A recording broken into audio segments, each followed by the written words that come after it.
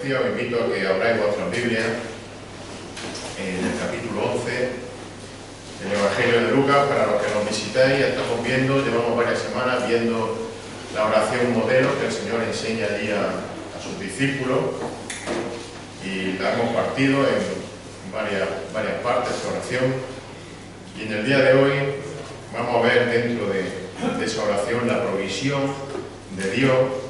La provisión de Dios en esa oración modelo de Jesús. Serán los versículos 3 y 4 del capítulo 11 de Lucas, pero vamos a leer todo el pasaje desde el 1 hasta el 13 para entrar así en contexto. Dice el Evangelio de Lucas, capítulo 11, versículo 1, leo la versión o la traducción de la América, por si os cambia alguna palabra. Dice que aconteció que estando Jesús orando en cierto lugar, cuando terminó, le dijo uno de sus discípulos: Señor, enséñanos a orar, así como Juan enseñó también a sus discípulos. Y él les dijo: cuando oréis, decid: Padre, santificado sea tu nombre, venga tu reino. Versículo 3, donde vamos a estar hoy: danos hoy el pan nuestro de cada día, y perdónanos nuestros pecados, porque también nosotros perdonamos a todos los que nos deben, y no nos metas en tentación. Versículo 5 también les dijo: supongamos que uno de vosotros tiene un amigo y va a él a medianoche y le dice: amigo, préstame 3 panes, porque un amigo mío ha llegado de viaje a mi casa y no tengo nada que ofrecerle. Y aquel, respondiendo desde adentro, le dice: no me molestes, la puerta ya está cerrada, y mi hijo y yo estamos acostados, no puedo levantarme para darte nada. Dice el versículo 8 que os digo, que aunque no se levanta a darle algo por ser su amigo, no obstante, por su importunidad se levantará y le dará cuanto necesite. Y yo os digo: pedid, se os dará; buscad y hallaréis; llamad y se os abrirá, porque todo el que pide recibe, el que busca halla, y al que llama se le abrirá. ¿O suponéis que a uno de vosotros que es padre, su hijo le pide pan, acaso le dará una piedra? ¿O si le pide un pescado, acaso le dará una serpiente en lugar del pescado? ¿O si le pide un huevo, acaso le dará un escorpión? O si vosotros, siendo malos, sabéis dar buenas dádivas a vuestros hijos, ¿cuánto más vuestro Padre Celestial dará el Espíritu Santo a los que se lo piden? Y que el Señor bendiga su palabra. Como decía, como vimos hace unos domingos, después de que los discípulos de Jesús le piden que les enseñe a orar como Él oraba, el Señor les muestra, les deja el ejemplo de esta oración modelo que hemos leído. La hemos leído aquí en Lucas, pero es un modelo que también de forma similar el Señor enseñó en el Sermón del Monte, si os acordáis, en Mateo capítulo 6. Ahora, recordemos que esa oración que el Señor enseña no consistía en una repetición de frases hechas, o frases rimbombantes, frases sin sentido, que buscan casi siempre el reconocimiento personal, sino que esta oración era una oración que parte de un corazón fiel, que tiene que partir de un corazón piadoso, y que ante todo esta oración que el Señor enseña busca el reconocimiento y busca la gloria de Dios. Y como dijimos, vamos a estar viendo esta oración modelo durante varios domingos, siguiendo la misma estructura que encontramos en la oración que enseña el Señor Jesús. Un modelo de oración en el que Dios, como digo, es el centro de la misma. De hecho, como decíamos, este modelo que Jesús enseña contiene 4 aspectos básicos sobre quién es Dios. Nos habla de la persona de Dios, nos habla del propósito o del plan de Dios, nos habla de la provisión de Dios que veremos hoy, y luego veremos otro día la promesa de Dios. Así que ya veíamos, y sirve un poco de recordatorio, ya veíamos la persona de Dios en el principio del versículo 2, cuando dice la oración: Padre, santificado sea tu nombre. Allí vimos que Dios es nuestro Padre, pero no solo es nuestro Padre, sino que Él es santo y que Él es sagrado, por lo que veíamos que podemos orar a Él con la confianza, podemos orar a Él con la cercanía con la que un hijo habla con su padre. Recordad esa palabra padre que utiliza, que el Señor es la palabra Abba en arameo, una palabra muy cercana para llamar a un padre.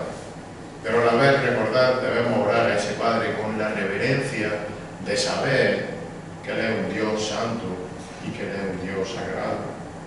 Ahora también veíamos en la parte final de ese versículo 2 que en esta oración modelo encontramos el propósito y el plan de Dios cual se nos presenta a Dios precisamente como Rey soberano y como supremo sobre todas las cosas. Si recordáis, decíamos que la oración que Jesús enseña es una oración, ya lo he dicho antes, que se centra en Dios. Es una oración que reconoce que Dios es soberano, que Dios es supremo. Es una oración que honra a Dios porque desea que su reino avance. Él es el Rey soberano. Y desea también esa oración que Dios o que Cristo regrese pronto por su iglesia. Es una oración que honra a Dios porque desea también que en cualquier circunstancia se cumpla su soberana y su buena voluntad, por eso Él es supremo.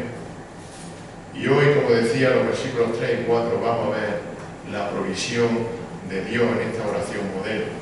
Es decir, vamos a ver el carácter proveedor de Dios. Dice el versículo 3, versículo 4 de Lucas, volvemos a leerlo. Dice en la oración: danos hoy el pan nuestro de cada día. Y perdónanos nuestros pecados, porque también nosotros perdonamos a todos los que nos deben. Y no nos metas en tentación. La Reina Valera añade: mas líbranos del mal, igual que lo añade en el texto del Sermón del Monte de Mateo. Y como decía antes en el versículo 2, la oración presenta tanto la persona como el propósito de Dios a través de una serie de peticiones que veíamos en ese versículo 2, si os acordáis. La primera era: Padre, santificado sea tu nombre, una petición. La siguiente petición era: venga tu reino. Y había otra petición que: hágase tu voluntad. Y son peticiones claramente que están dirigidas a dar gloria a Dios. Las leemos y es fácil ver que están dando gloria a Dios. Santificado sea tu nombre, venga tu reino, hágase tu voluntad. Pero ahora, como si hubiese un cambio, o alguien puede decir un punto de inflexión en lo que es esta oración modelo, en los versículos 3 y 4, tenemos otras tres peticiones que en principio parecen estar más dirigidas hacia las necesidades básicas de las personas. Danos el pan de cada día, perdónanos nuestros pecados y no nos metas en tentación. Y fijémonos que en todas estas peticiones, que son 6, el orden en el que se presentan estas peticiones indica una cosa muy importante: que tanto la persona como el propósito de Dios están por encima de cualquier otra cosa o petición. Primero, la gloria de Dios. Y esto nos lleva también a entender otra cosa bastante importante a la hora de nuestras oraciones, cuando oramos al Señor. Y es que solo, fijaros, cuando los creyentes oran reconociendo a Dios como su Padre, como el Padre, como empieza la oración, reconociendo a Dios como Santo, reconociendo a Dios como Rey soberano, como Rey supremo. Cuando ya hemos hecho eso, entonces podemos dar gloria a Dios pidiendo también por nuestras necesidades, es decir, pidiendo provisión, pidiendo perdón, salvación o protección. La oración verdadera que vemos que enseña Jesús reconoce ante todo que la gloria de Dios es primordial y suprema, lo hemos repetido, de tal manera que incluso nuestras peticiones personales van a terminar siendo también motivo de adoración, de gloria y de exaltación a Dios. Dios nos provee sustento, lo vamos a ver, nos provee perdón, nos provee protección, y eso veremos que es motivo de gloria para su nombre. Por tanto, estas tres peticiones del versículo 3 y el versículo 4 son un motivo de gloria a Dios. Y son motivo de gloria a Dios mediante las respuestas que Él nos da, cubriendo, atendiendo nuestras necesidades más básicas e importantes: el sustento material, el perdón de pecados y protección.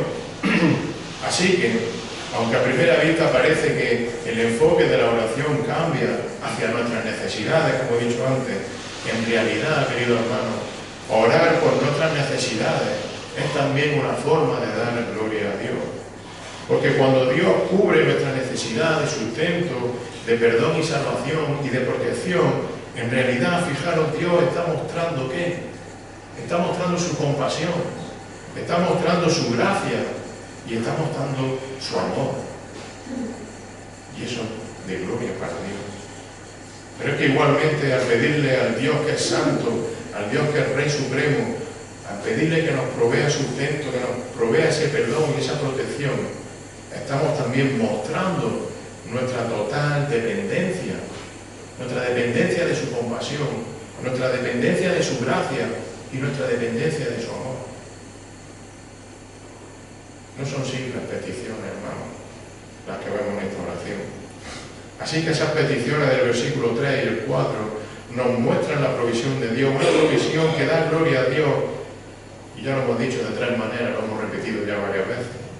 Dios provee sustento, versículo 3. Dios provee salvación, principio del versículo 4. Y Dios provee protección, final también del versículo 4. Así que Dios provee sustento. Dice el versículo 3, danos hoy el pan nuestro de cada día. Danos hoy el pan nuestro de cada día. Y bueno, yo creo que es bastante fácil de entender para nosotros que esta petición de pan que vemos en la oración es una expresión que abarca, por así decirlo, todas las necesidades físicas de la vida de las personas. Cuando vamos a trabajar, ¿qué solemos decir? Voy a buscar el pan para mi casa. Voy a buscar cubrir las necesidades de mi casa, de mi familia, ¿verdad? Necesidades como la alimentación, pero necesidades también como vivienda, ropa, necesidades de salud. Incluso, fijaros, esta petición debe de llegar hasta nuestros gobernantes, que son los que legislan para que podamos vivir en paz y para poder vivir en orden dentro de la sociedad en la que estamos. Ahora bien, y permitidme un comentario, un poco de broma, pero el Señor dice aquí que pidamos el ¿qué? El pan de cada día, ¿verdad? No está diciendo el Señor que pidamos las gambas de cada día, o el jamón serrano, o el jamón de pata negra de cada día, o el caviar de cada día. Y esto nos indica que nuestra petición, nos indica que lo que Dios también nos promete que va a proveer es lo básico, es decir, es lo necesario, es lo fundamental.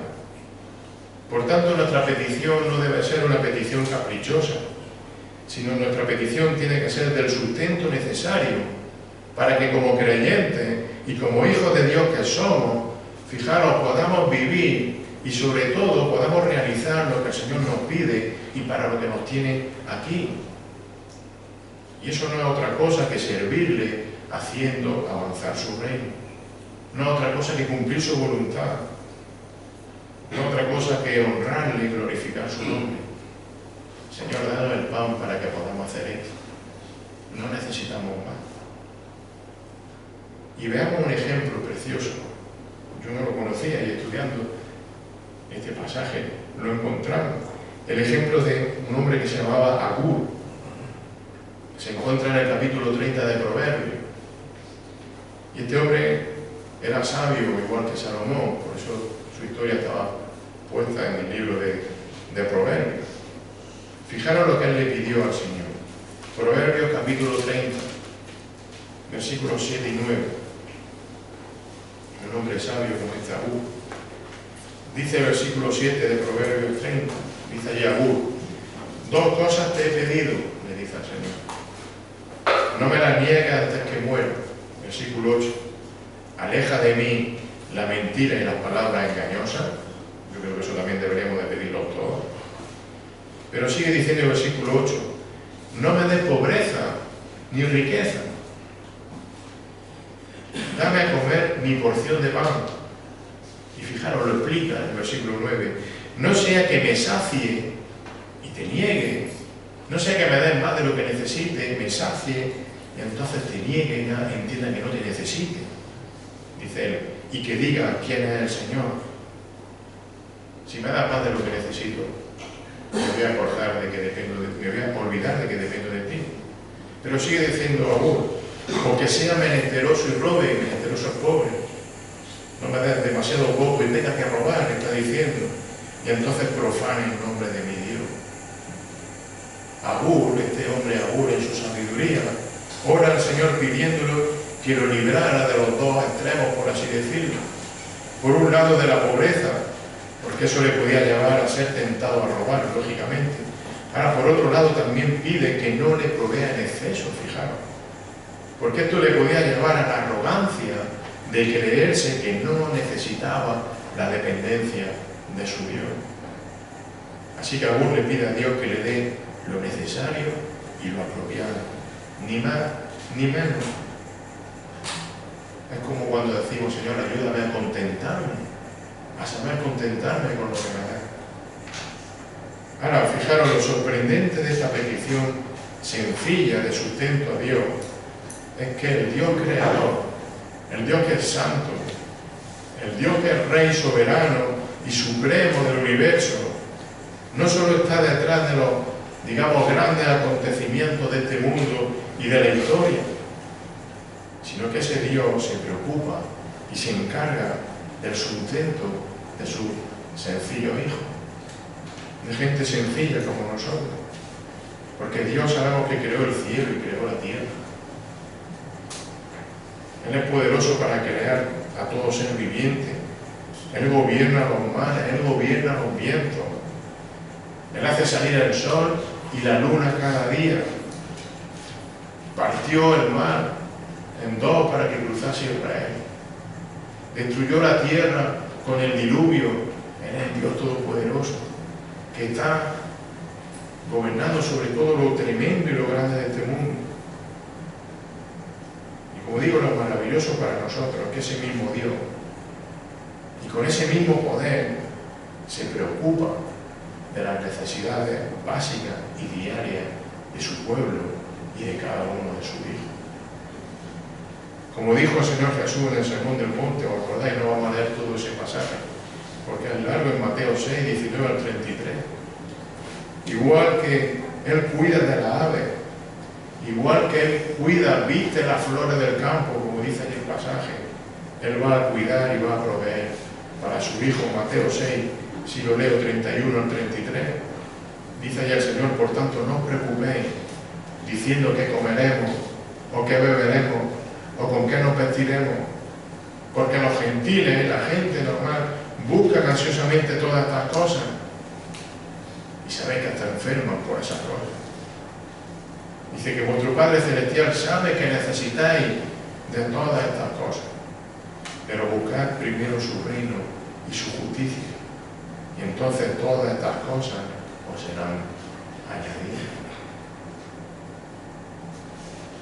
Hermano, afanarse, agobiarse, vivir agobiado por las necesidades, y aquí tenéis uno que le cuesta mucho eso. Vivir agobiado por las necesidades físicas de esta vida, en definitiva, es una muestra de desconfianza hacia nuestro Dios. Si Él cuida de las simples florecillas del campo, de los pájaros que vuelan solos, ¿cómo no va a cuidar de nosotros? Nuestra prioridad entonces no puede ser la misma que la de la gente que no está con el Señor, que no tiene a Cristo en su vida. Nuestra prioridad no son los bienes materiales. Nuestra prioridad debe ser buscar el reino de Dios y su justicia, como hemos leído.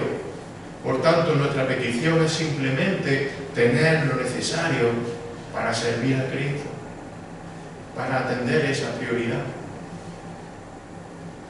Y entonces, sabiendo esto, hermanos, fijaros, podemos descansar en que Dios conoce nuestra necesidad y que Él se va a encargar de que tengamos lo necesario. Esto es descanso para nosotros. A los creyentes que estaban sufriendo persecución y que habían sido expatriados, ¿os acordáis? El apóstol Pedro le escribe sus cartas, echados de su casa, de sus sitios, perseguidos simplemente por ser creyentes, a cientos, miles de kilómetros de sus casas, no habían perdido todo. El apóstol Pedro, como digo, le escribe la primera carta.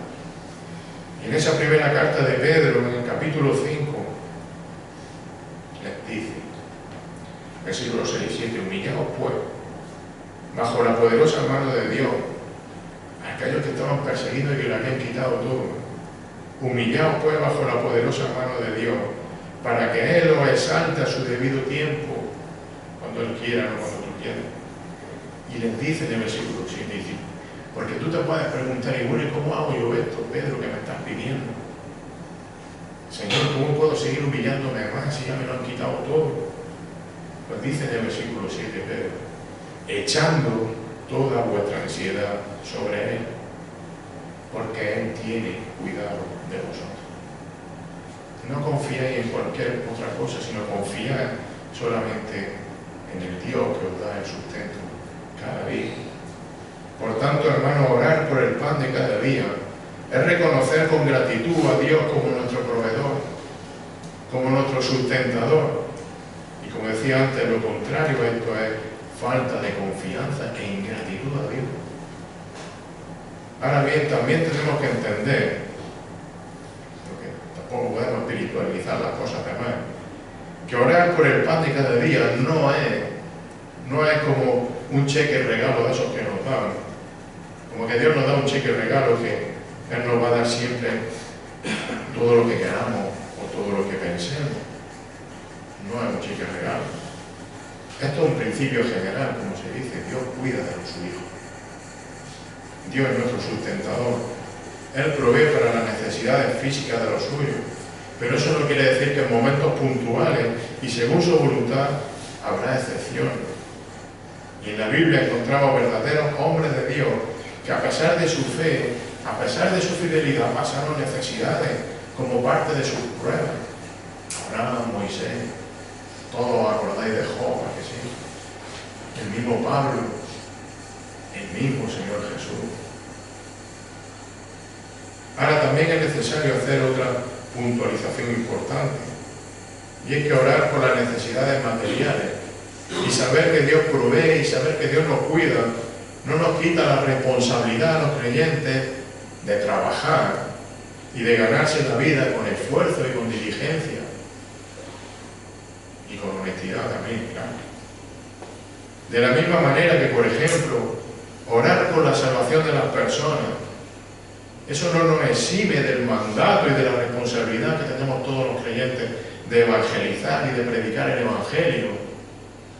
Pues de la misma manera orar por el pan de cada día, sabiendo que es Dios el que en su misericordia provee todo lo necesario, eso no nos exime de trabajar también cada día, como digo, de forma responsable. De hecho, así se lo recordó el apóstol Pablo a los tesalonicenses, ¿os acordáis? En la segunda carta, en el capítulo 3, versículos 10 al 12, dice: porque aun cuando estábamos con vosotros os ordenábamos esto. Si alguno no quiere trabajar, ¿qué le dice Pablo? Que tampoco vos no quieres trabajar, por poco. Porque oímos que algunos entre vosotros andan desordenadamente sin trabajar, pero andan metiéndose en todo. A tales personas le ordenamos y exhortamos en el Señor Jesucristo que trabajando tranquilamente coman su propio pan.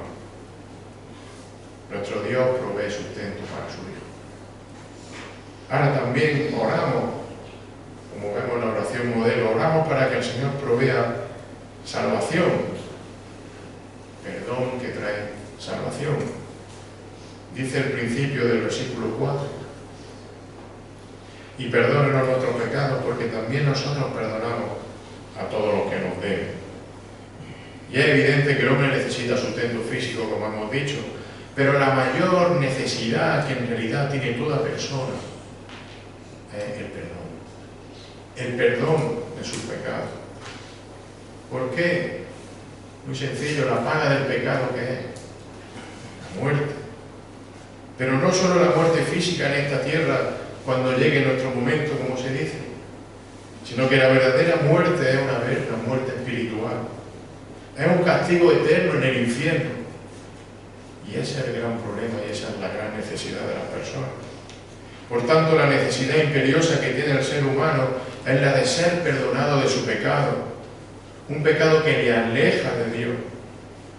Pero no solo le aleja, es un pecado que le convierte en enemigo de Dios. Ahora bien, el hecho de que el Señor Jesucristo, el mismo Dios encarnado, nos enseña a orar pidiendo perdón por ese pecado. Fijaros, esto es precioso, eso revela la clara intención, el claro deseo de Dios por perdonar. Como David lo expresó en el Salmo 86, versículo 5, él dice: pues tú, Señor, eres bueno y perdonador. Dios quiere perdonar. Dice: abundante en misericordia para con todos los que te invocan. Él perdona al que se lo pide. Y esta petición de perdón que encontramos en la oración modelo implica no solo que las personas necesitamos ser perdonados, como estoy diciendo, sino que también es Dios el único que provee dicho perdón. En realidad podemos decir que esta petición de perdón del hombre a Dios es el resumen del Evangelio. Porque el problema más grave, incluso mortal, que tiene el ser humano, como he dicho, es el pecado. Y mirad, Dios aborrece el pecado. Y aborrece todo lo que tiene que ver con él, con el pecado. Lo digo más claro, nuestro pecado ofende a Dios. Por tanto, el hombre pecador necesita ser perdonado por ese Dios que está siendo ofendido por el pecado. Esto es muy serio. Y dice Romanos 3:23, por cuanto todos pecaron y no alcanzan la gloria de Dios, todos ofenden a Dios por su pecado. Yo el primero. David dice en el Salmo 51:4, fijaros, contra ti solo he pecado, y he hecho lo malo delante de tu ojo, de manera que eres justo cuando hablas, y sin reproche cuando juzgas. Dios no condena a nadie. Dios es justo, somos nosotros los que estamos condenados por nuestro pecado.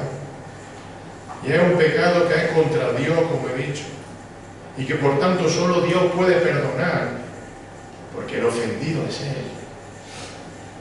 Y fijaros, Él perdona, y perdona solo por medio de la persona de su Hijo Jesucristo.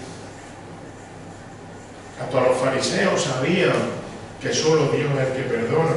En Lucas 5:21, ¿os acordáis cuando el Señor dice que había perdonado los pecados de una persona? Lucas 5:21 dice allí que entonces los escribas, los fariseos, comenzaron a descubrir diciendo, ¿quién es este que habla blasfemia? ¿Quién puede perdonar pecados si no solo Dios? Necesitamos ser perdonados. Y solo Dios nos puede perdonar, porque Él es el ofendido por nuestro pecado. Y mirad, el pecado ha contaminado al hombre desde su nacimiento. No es que tú te hagas pecador, es que naces pecador.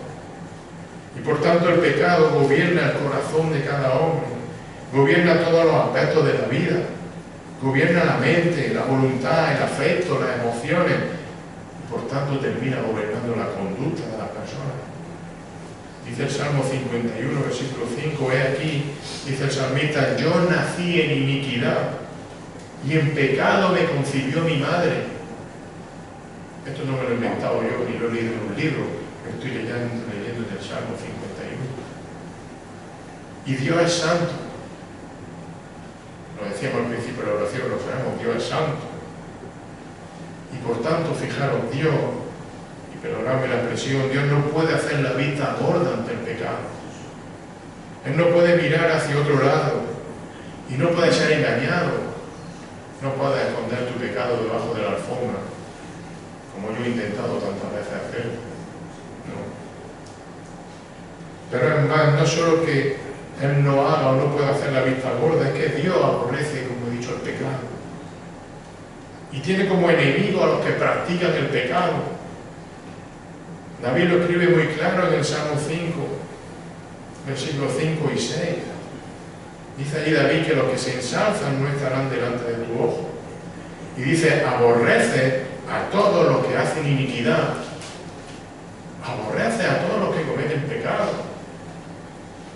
Versículo 6, destruye a los que hablan falsedad, y eso es pecado. El Señor abomina al hombre sanguinario y engañador, y eso es pecado. Bueno, yo no mato a nadie. Dice el Señor Jesús que con que le diga, dice, marca la palabra tonto a una persona, ya en tu mente lo estás matando. Abomina el pecado. Por tanto, el hombre necesita urgentemente el perdón de Dios. Necesitamos ser perdonados. Necesitamos ser perdonados porque sencillamente el hombre no puede librarse por sí mismo del pecado. El hombre no puede librarse por sí mismo de la esclavitud al pecado. Y para ser perdonado, primero necesitamos, y esto es básico, primero necesitamos reconocer la enfermedad para tener un tratamiento. Necesitamos reconocer que somos pecadores, ¿verdad? Y hay alguien que se levante por la mañana diciendo: yo soy pecador, qué bien, lo reconozco. Eso no sale de ninguno de nosotros, perdóname que lo diga. De nosotros sale el orgullo, sale lo bueno que soy, lo que yo hago. Necesitamos que el Espíritu Santo nos convenza de nuestra situación y así poder arrepentirnos. Por eso dice el Señor Jesús en Juan 16, capítulo 16, versículos 8 y 9, que cuando Él venga, y se refiere al Espíritu Santo, como sabéis, convencerá al mundo de pecado. No es que te va a dar una idea de que eres pecador, sino que te va a convencer de que eres pecador. Necesitas ser convencido por el Espíritu Santo.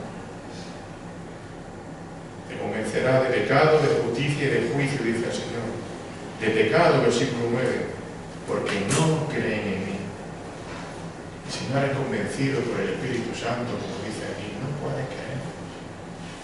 Así que es Dios, por medio del Espíritu Santo, el que quita el velo de nuestros ojos, el que nos hace ver nuestra situación de pecadores perdidos. Pero fijaros, a la misma vez que nos convence de pecado, nos abre los ojos para ver y para entender ese ofrecimiento divino de perdón que solo Él te puede dar. Entonces, solo cuando reconocemos que somos pecadores y le pedimos perdón a Dios por haberle ofendido, el Señor nos perdona nuestro pecado y entonces nos provee de una salvación que es eterna y que es segura. Dios provee salvación por medio de su perdón. Un perdón y una salvación que Dios provee por medio del sacrificio de su Hijo Jesucristo. Un sacrificio que consistió en que Dios puso la carga, puso la culpa, puso el castigo que merecían todos los creyentes, los puso en su Hijo Jesucristo. El perdón que tenemos en Cristo lo describe también el apóstol Pedro en su primera carta. En el capítulo 2, versículo 24, dice allí Pedro que Él, evidentemente el Señor Jesucristo, Él mismo llevó nuestros pecados en su cuerpo sobre la cruz, a fin de que muramos al pecado y vivamos a la justicia, porque por su herida fuisteis sanados, fuisteis salvados. Así que la obra de Cristo en la cruz proveyó perdón de pecado y proveyó salvación eterna y segura para todos aquellos que creen en Él y que se arrepienten de su pecado. Ahora, esto nos puede llevar también a una pregunta lógica. Porque, si os acordáis, y veis el pasaje entero, por eso me gusta leerlo siempre entero, esta oración modelo que el Señor enseña, ¿a quién se la está enseñando? A sus discípulos, a creyentes. Personas que ya son salvas, personas que por tanto ya han sido perdonadas en la cruz de sus pecados pasados, de sus pecados presentes, de sus pecados incluso futuros. Entonces, ¿por qué el Señor enseña que los creyentes tenemos que seguir pidiendo perdón por nuestros pecados? Lógicamente, la salvación que Dios provee es segura. Nadie ni nada nos la puede quitar. Ahora también sabemos que los creyentes de forma puntual caemos y pecamos. Por tanto, necesitamos seguir pidiendo al Señor que nos perdone cada día. Necesitamos sentir cada día el alivio del perdón de nuestro Dios, el consuelo del perdón de nuestro Dios. Porque no hay mayor consuelo en una persona que la tranquilidad de saberse perdonado. Y también no hay mayor gozo en una persona que el poder perdonar a otro. No hay cosa que produzca mayor felicidad en una persona. Y Y los creyentes sabemos que vivimos en una continua lucha contra el pecado, porque vivimos en una carrera continua hasta que lleguemos a la imagen y a la semejanza perfecta de Cristo, pero todavía no hemos llegado, como decíamos el otro día, decía Manuel, ya, pero todavía no. Estamos en un proceso de semejanza a Cristo, y mientras lleguemos a esa total semejanza, a esa gloria, necesitamos ser perdonados para no vivir en la amargura que produce el pecado, para no tener el pecado escondido debajo de la alfombra y vivir amargado por eso. ¿Lo entendemos? La vida del creyente es un continuo arrepentimiento de pecado que se ve también reflejado en la manera en la que nosotros perdonamos también a otros como Dios. Así que Dios provee sustento, provee perdón y salvación. Y vamos a ver que Dios también provee protección para su Hijo. Dice al final del versículo 3, del versículo 4, perdón, y no nos meta en tentación, y añadimos, mas líbranos del mal. Y esta petición parece o puede parecer también una contradicción, porque si os acordáis, y Juan me lo estuvo enseñando en la carta a Santiago, o la carta de Santiago, allí en el capítulo 1 de esa carta, en el versículo 13, dice allí que nadie diga cuando es tentado, soy tentado por Dios, porque Dios no puede ser tentado por el mal y Él mismo no tienta a nadie. Entonces, ¿cómo le decimos al Señor, no nos meta en tentación? Parece una contradicción, ¿verdad? Bueno, fijaros esta realidad, esta petición. En realidad lo que está haciendo es poner de relieve la coexistencia de dos realidades. Dos realidades que son, digamos, paralelas. Por un lado, la total soberanía de Dios en todo lo que ocurre. Él es soberano en todo. Pero por otro lado también pone de manifiesto otra realidad que es la responsabilidad del hombre. Dos realidades paralelas. Dios es soberano. Y por tanto todo lo que ocurre es su voluntad. Todo lo que ocurre en nuestras vidas es su voluntad. Cualquier cosa. Ahora, lo increíble y lo que es difícil de entender para nuestras mentes finitas es que Dios utiliza nuestra obediencia, que Dios utiliza nuestras oraciones, como estamos viendo, para que su voluntad soberana se cumpla. Dios utiliza nuestra obediencia para que se cumpla su voluntad. Por tanto, Dios permite que estemos rodeados de tentaciones, que vivamos en un mundo lleno de tentaciones. Pero a la misma vez, Él no va a permitir que esa tentación nos obligue a caer en pecado. Porque Dios conoce nuestro límite. Conoce hasta dónde podemos obedecer. De tal manera que la tentación que Él permite no va a sobrepasar nuestra capacidad voluntaria de obedecer. Entonces, si caemos en tentación, porque caemos, si pecamos, es de forma voluntaria. Hermanos, para un hijo de Dios, no vale esa expresión de es que no he podido soportar la tentación. Dios me ha puesto esto y no he podido soportarlo. No has sido tú, no Dios. Es cierto, somos hombres y mujeres débiles. Somos hombres y mujeres, como hemos dicho antes, afectados de nacimiento por el pecado. Vivimos en un mundo lleno de hostilidades, en un mundo lleno de todo tipo de peligros, físicos, mentales, espirituales. Vivimos rodeados de situaciones que nos pueden llevar al límite de nuestras fuerzas y de nuestras capacidades. Por eso el Señor nos enseña a orar pidiendo protección a nuestro Dios. No nos metas en tentación y líbranos del mal. Necesitamos de ti. Y sabemos que tú no nos vas a hacer pasar el límite. Si lo pasamos, culpa nuestra.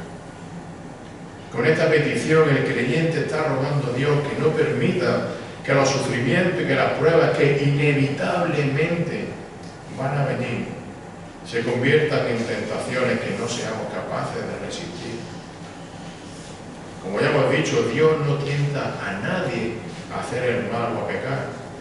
Pero como parte de nuestro proceso de santificación, como manera de fortalecernos, como manera de hacernos más maduros en nuestra fe, Dios sí permite situaciones de prueba en su Hijo. También el apóstol Pedro lo dice en su primera carta, capítulo 5, versículo 10.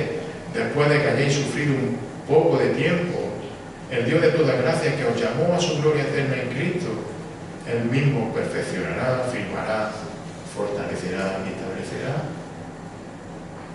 Así que Dios provee protección para su Hijo, porque Él no va a permitir que una tentación o una prueba sea más fuerte de lo que podamos soportar o resistir. Por eso Pablo escribe también en la primera carta a los Corintios, en el capítulo 10, versículo 13, dice: no os ha sobrevenido ninguna tentación que no sea común a los hombres. No ha llegado algo que no sea más allá de lo que podáis soportar. Y dice: fiel es Dios. Fiel es Dios, que no permitirá que vosotros seáis tentados más allá de lo que podáis soportar, sino que con la tentación proveerá también la vía de escape, a fin de que podáis resistirla. Hermanos, Dios provee sustento, provee salvación y provee protección. Y en estas tres sencillas peticiones, estas tres sencillas frases de la oración modelo del Señor Jesús, vemos que Dios cubre todas nuestras necesidades físicas, mentales y por supuesto espirituales. Y esto nos enseña que podemos y que debemos orar a nuestro Dios por todas nuestras necesidades, por todo tipo de necesidades. El Señor Jesús, es cierto, nos da el ejemplo de cómo debemos orar con tres peticiones, digamos, generales, como si fuesen tres epígrafes: sustento, salvación y protección. Nosotros luego podemos ir, pero dame el ejemplo, podemos ir rellenando esas casillas de nuestro sustento, de nuestro perdón, de nuestra necesidad de protección.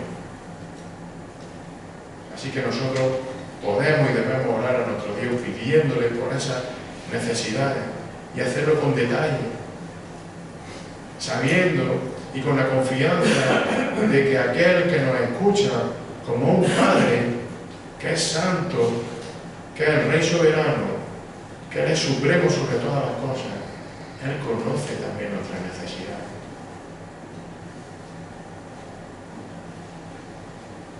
Termino. Sabéis que, bueno, lo sabéis de memoria, y muchos lo escriben hasta en la lápida en el cementerio.